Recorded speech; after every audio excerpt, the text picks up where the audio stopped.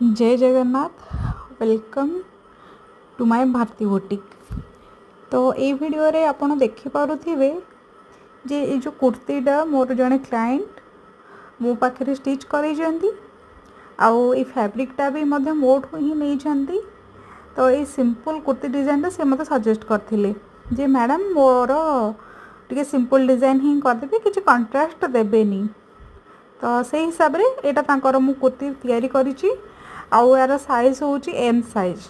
तो एथिरे पैंट कुर्ती और दुपट्टा भी अच्छी। यार कुर्तीर स्लीवटा से कही जो फुल स्लीव दवाई तो यहाँ फुल स्लीव भी अच्छी आउ तार स्ट्रेट पैंट अच्छी। एटा होची तार दुपट्टा जोटा कि रॉ सिल्क मटेरियल रोची।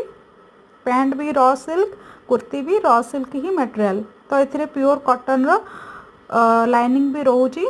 एटा होची तार फ्रंट वेस्ट आउ बैक रे इलास्टिक रोची आ पैंट रो मोहरी रे कट भी रोची। ये भाया भाव में आप देखुपे यहाँ हूँ सिगरेट पैंट।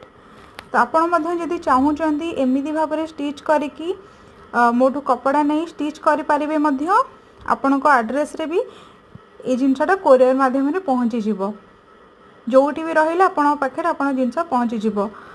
तो थैंक यू। वीडियो जदि भल लगी लाइक शेयर एंड सब्सक्राइब निहाती करेंगे।